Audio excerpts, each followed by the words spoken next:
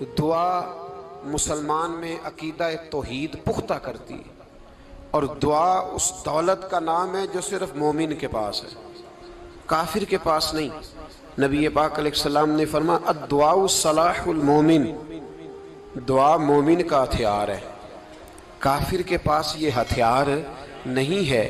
مومن جب اپنے مالک کے حضور دعا مانگتا ہے نا، دنیا میں آپ کسی سے زیادہ مانگے تو وہ ناراض ہو جاتا ہے، وہ کہتا ہے بھائی تو نے تو کام بنا لیا ہے، کل بھی دیا تھا، پرسوں بھی دیا تھا، روز روز تجھے کون دے؟ میرے نبی پاک علیہ السلام نے فرمایا جو اپنے رب سے زیادہ مانگتا ہے رب اس سے زیادہ راضی ہوتا ہے، زیادہ راضی ہوتا ہے۔ اب دعا مخصوص اوقات نہیں دعا کے، فرمایا اذا دعان، جب بھی دعا مانگو گے تمہارا رب تمہاری دعا کو، جب بھی دعا تو دعا کرتے رہنا چاہیے، ہر وقت دعا میں بندہ شامل رہے، اللہ کے ذکر میں شامل۔ یہ جو قرآن مجید نے کہا نا یا ایھا الذین آمنوا اذکروا اللہ ذکرا کثیرا، اے ایمان والو اپنے رب کا ذکر کثرت سے کرو، وسبحوہ بکرۃ واصیلا، اور صبح و شام اسی کی پاکی بیان کرو۔ تو اس سے مراد یہ نہیں ہے کہ تسبیح لے کے سارا دن مسجد میں بیٹھے رہو اور کام کوئی نہ کرو، بلکہ اس کا مطلب یہ ہے کہ روٹی شروع کرو تو اللہ کے نام سے، اختتام کرو تو اللہ کے نام، سو جاؤ تو رب کا نام لے کے، سویرے اٹھو تو اللہ کا نام لے کے، جب تمہیں کوئی چیز اچھی لگے تو ماشاءاللہ کہو، جب کوئی مصیبت آئے تو کہو انا للہ و انا الیہ راجعون۔ تو سارا دن اللہ کا ذکر جاری رہے گا۔ نبی پاک صلی اللہ علیہ وسلم نے مسلمان کو ایک دوسرے سے ملنے کا طریقہ بتایا۔ مصیبت آئے تو کیا کہنا ہے؟ صرف فوتگی پہ نہیں کہنا، اس کی وضاحت کر دو۔ کوئی بھی الذین اذا اصابتہم مصیبہ، جب بھی کوئی مصیبت آئے اللہ کے بندے کہتے ہیں ہم اللہ کی طرف سے آئے ہیں اور اللہ کی طرف ہی ہم نے لوٹ جانا۔ تو میرے عزیز ہر وقت اللہ کا ذکر جاری رہے گا، ہر وقت زبان پہ رب کریم کا۔ دیکھیں نا نبی پاک علیہ السلام نے ہمیں ملاقات کا طریقہ بتایا۔ ایک صحابی آئے تو انہوں نے آ کے کہا السلام علیکم، نبی پاک علیہ السلام نے فرمایا رب تعالیٰ نے اسے 10 نیکیاں عطا فرمائی ہیں۔ دوسرے آئے تو انہوں نے کہا السلام علیکم ورحمۃ اللہ، تو محبوب فرمانے لگے، امام بہقی نے اس کو لکھا ہے، محبوب فرمانے لگے رب کریم نے اسے 20 نیکیاں عطا فرمائی۔ ایک اور آئے، عرض کیا السلام علیکم ورحمۃ اللہ وبرکاتہ، محبوب فرمانے لگے اللہ نے اسے 30 نیکیاں عطا فرمائی۔ اچھا اس کا مطلب کیا ہے؟ السلام علیکم، تم پر سلامتی ہو، سادہ ترجمہ یہ ہے کہ تم سلامت رہو، تم سلامت رہو، ورحمۃ اللہ وبرکاتہ، تم پر اللہ کی رحمت بھی ہو اور اس کی برکتیں بھی ہو۔ وہ کیا کہتا ہے؟ وہ کہتا ہے وعلیکم السلام، تم پر بھی سلامتی ہو، ورحمۃ اللہ وبرکاتہ، اللہ کی رحمت ہو اور اس کی۔ یہ جو مسنون دعائیں ہیں نا جو حضور نے ہمیں دعائیں سکھائیں ہر موقع پہ، ان کا کمال دیکھیے۔ اب ایک مسلمان نے آتے کہا السلام علیکم، اس کا مطلب کیا ہے؟ تم پر۔ اب وہ جھگڑا کرے گا اسے مارے گا، اس کا مال چھینے گا؟ اس نے تو آتے ہی کہا ہے تم پر سلامتی ہو۔ تو جو سلامتی کی دعا دینے والے ہیں وہ جیب تھوڑی کاٹیں گے، وہ غبن تھوڑی کریں گے، ڈاکہ تھوڑا ڈالیں گے۔ اسلام نے لفظ ہی وہ سکھایا ہے کہ فرمایا جب تم نے ملنا ہے تو تم نے دعائیں کرنی ہے ایک دوسرے کے لیے۔ اب ہمارے ہاں نئے نئے لفظ آ گئے، ٹیلی فون اٹھایا تو کہا ہیلو، اس کا کیا ترجمہ ہے؟ کون ہے؟ اس کا کیا ترجمہ ہے؟ جی جناب، اس کا کیا مطلب؟ ہم نے دیکھا بڑے بڑے سمجھدار لوگ السلام علیکم کی بجائے کہتے ہیں کیا حال ہے؟ بھئی کیا عجیب بات ہے، بھئی کیا حال ہے کا کیا مطلب ہوا؟ وہ بعد میں کرنے کی بات ہے۔ اور کچھ تھوڑا سا جو ادیب ہیں، جو بیچارے حروف کے پیچ و تاب میں رہتے ہیں، وہ کہتے ہیں آداب عرض ہے۔ وہ کیا ہوتا ہے جی؟ اسلام نے دعا سکھائی ہے السلام علیکم، یہ کتنی خوبصورت دعا ہے۔ جب آپ گھر کے اندر داخل ہوئے تو آپ نے دعا دی السلام علیکم، یہ دعا دی آپ۔ ایک صحابی حاضر خدمت ہوئے، عرض کی یا رسول اللہ صلی اللہ علیہ وسلم میرے گھر میں غربت رہتی ہے، کیا کروں؟ نبی پاک علیہ السلام نے فرمایا جب بھی گھر جایا کرنا گھر والوں سے سلام لیا کر، گھر والوں سے کیا کہا کر؟ السلام علیکم، جب بھی گھر جائے۔ یعنی گھر آیا، اب گھر والوں نے بتایا کہ ماچس کی ڈبیا تو لے آؤ۔ اب یہ دکان کونے پہ تھی گھر والے پہ، وہاں سے ماچس کی ڈبیا لے کے واپس گیا تو کہنے لگا السلام علیکم. پھر گھر والوں نے کہا ہو بتانا یاد ہی نہیں رہا، چینی بھی ختم ہو گئی ہے. تو یہ پھر گیا چینی لینے، لوٹ کے آیا تو کیا کہا؟ جب اللہ چاہتا ہے تو کہے، جب اللہ کے رسول چاہتے ہیں تو کہے. اس کا ترجمہ یہ ہے کہ تو کہہ، تو سلام لے. اللہ رسول چاہ رہے ہیں کہ تو سلام لے تاکہ تیرے گھر میں سلامتیاں ڈال دی جائیں. تو فرمایا سلام لینی ہے تو نے، اور ساتھ تو نے اس طرح کرنا ہے کہ 3 دفعہ سورۃ اخلاص کو پڑھنا ہے. امام قرطبی نے اس کو لکھا ہے. اس نے کہا حضور غربت بڑی ہے. غربت بڑی ہے تو کہ وظیفہ بتائیں. فرمایا جب بھی گھر جاؤ سلام لو اور 3 دفعہ سورۃ اخلاص پڑھو. وہ صحابی کہتے ہیں میں پکا ہو گیا. اب وہ کچھ دنوں کے بعد، کچھ عرصے کے بعد، کچھ مہینوں کے بعد واپس آئے تو صحابہ کرام علیہم رضوان فرماتے ہیں ہماری خواہش تھی کہ یہ کچھ بیان کرے، اب بتائے جو وظیفہ لے کے گیا تھا اس کا رزلٹ کیا نکلا.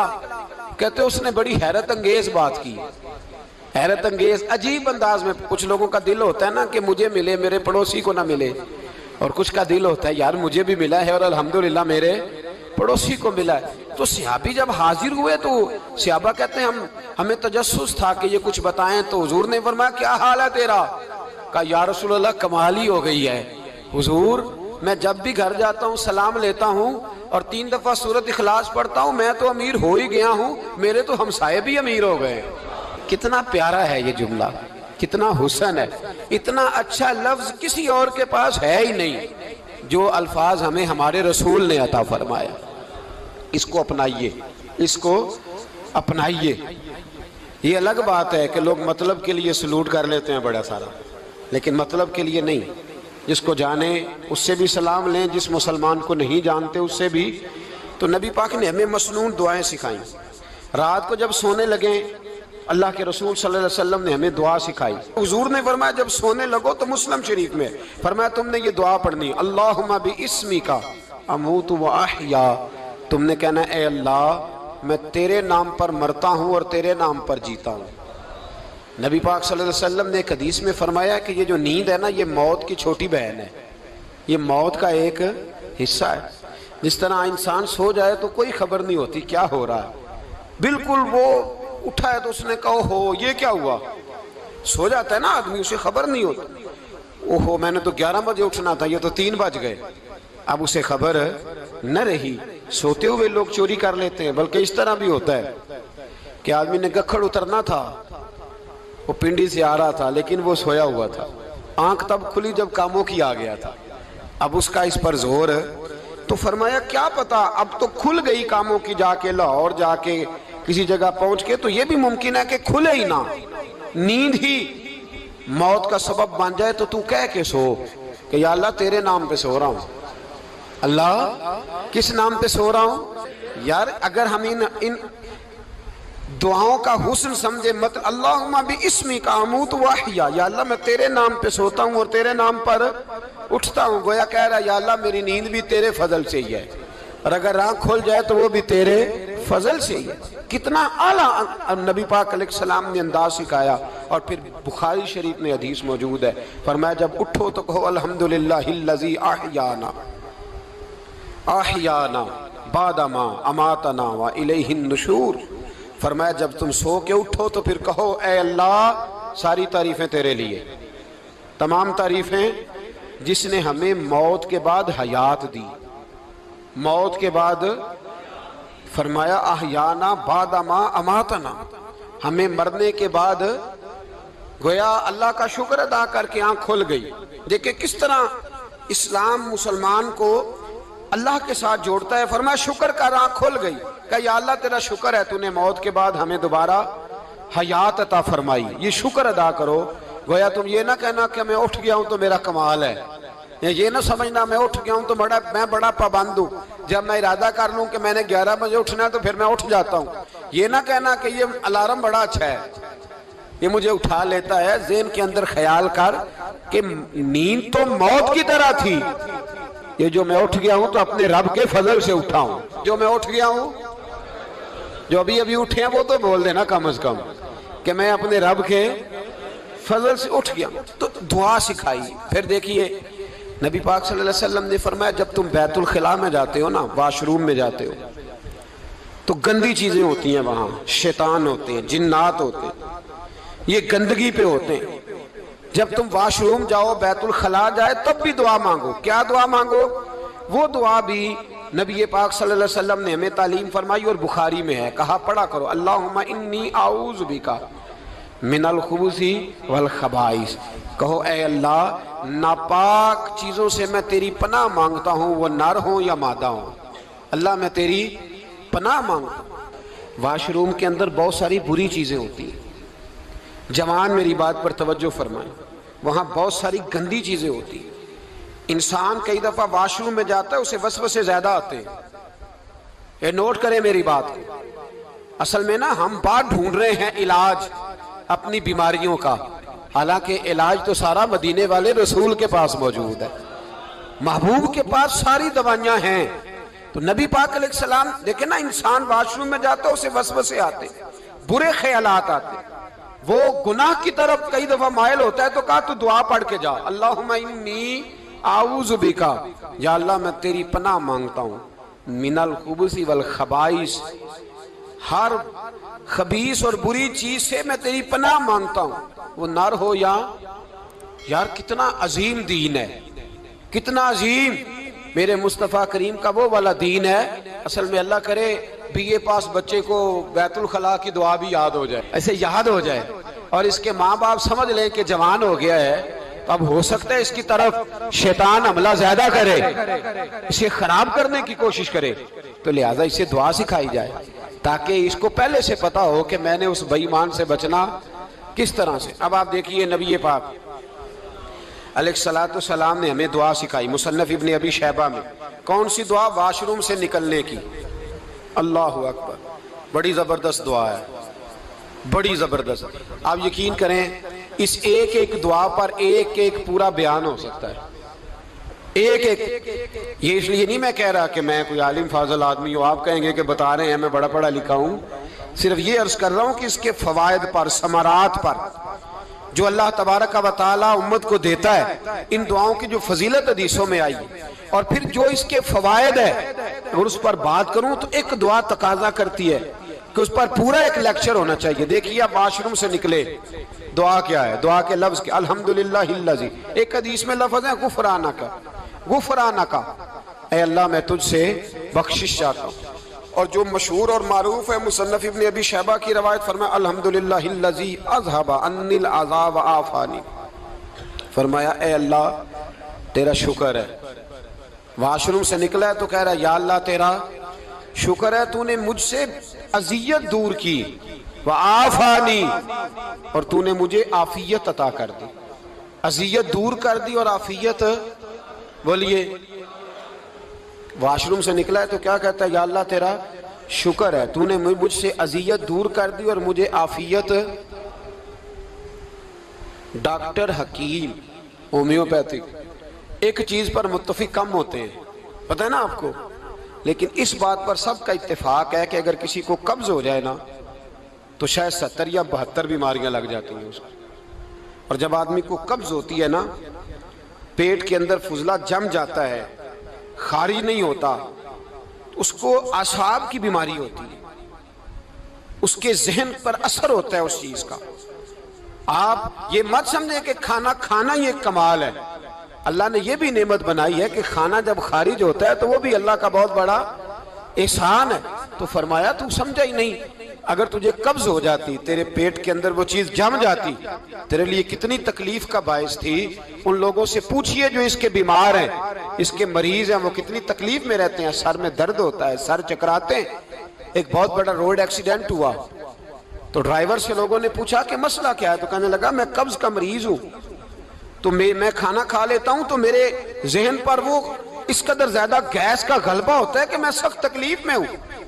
نبی پاک علیہ السلام نے ہمیں سمجھایا اور بتایا کہ سمجھ لو یارو، کھانا کھانے کی نعمت تو اللہ نے تمہیں عطا فرمائی ہے، لیکن کھانا کھانے کے بعد اس کا اخراج بھی اللہ کی بہت بڑی نعمت ہے، تو اللہ کا شکر ادا کرو۔ پھر جب آپ گھر سے نکلیں گے تو بھی اس کی دعا ارشاد فرمائی، بسم اللہ توکلت علی اللہ، اللہ کے نام سے گھر سے نکلتا ہوں اور میں نے بھروسہ بھی اللہ کے نام پہ کیا۔ جب گھر سے نکلیں تو کس کے نام پہ بھروسہ کریں؟ بولیے۔ حضرت رابعہ بصریہ رحمت اللہ علیہا آپ تشریف لے گئیں حج کرنے، جس دن واپس آئیں اپنا اونٹ کہہ گئی جاتی دفعہ، کہنے لگی اللہ میں تیرے حوالے کر کے جا رہی ہوں، اور بسم اللہ توکلت علی اللہ، بھروسہ بھی تیری ذات پہ۔ جس دن واپس آئی نا اسی دن کسی نے بتایا کہ اماں آج ہی تیرا اونٹ مر گیا ہے، تو اونٹ کے سرانے کھڑی ہو کے کہنے لگی مولا میں تو تیرے نام پہ تیرے پہ بھروسہ کر کے گئی تھی، تیرے حوالے میں تو تیرے گھر گئی تھی۔ تو لوگ کہتے ہیں اماں کے منہ سے لفظ نکلے تو اونٹ زندہ ہو کے کھڑا ہو گیا ہوں۔ تو اماں کہنے لگی نہیں تمہیں ہی غلطی لگی ہے، مرا ہی نہیں تھا، پہلے سے ہی موجود تھا، وہ اپنی کرامت بھی نہیں ظاہر ہونے دی۔ تو بھائی گھر سے نکلیں تو کس لفظ پر کہ یا اللہ میں تیرے بھروسے پہ نکل رہا ہوں میں، اس کے دو فائدے ہوں گے، ایک تو آپ اللہ کی امان میں جا رہے ہیں، اللہ کی امان میں آ رہے ہیں، اور دوسرا جس گھر کو آپ چھوڑ کے جا رہے ہیں اسے بھی اللہ کی امان میں دے کے جا رہے ہیں۔ تو کتنا لذت والی دعا ہے جو نبی کریم علیہ السلام نے ہمیں سکھائی۔ اب ذرا حدیث سنیں خوش ہو کے، دیکھیں حضور نے دعا سکھائی، فرمایا جب دیکھ لو نا کسی کو ہنستا ہوا، کیا کرتا ہوا؟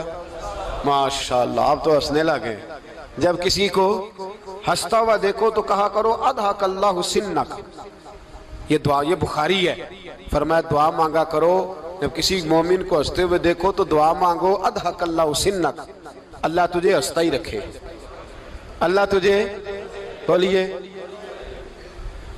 جل نہ جایا کرو کہ میں پریشان ہوں تو یہ ہنس کیوں رہا ہے، جھلا نہ کرو، بلکہ کیا کرو اللہ تجھے ہنستا رکھے، اللہ تجھے۔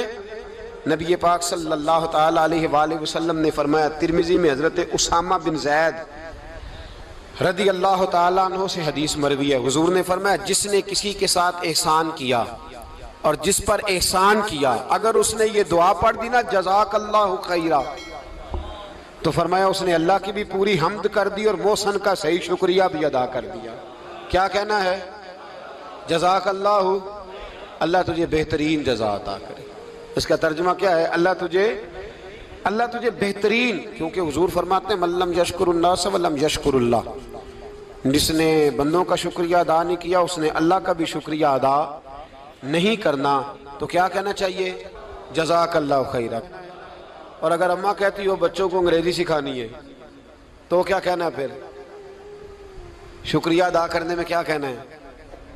Thanks, thank you. وہ خدا کے اس کا ثواب کتنا ہے؟ بولے انگریزی ایک زبان ہے، اس کو زبان ہی رہنے دیں۔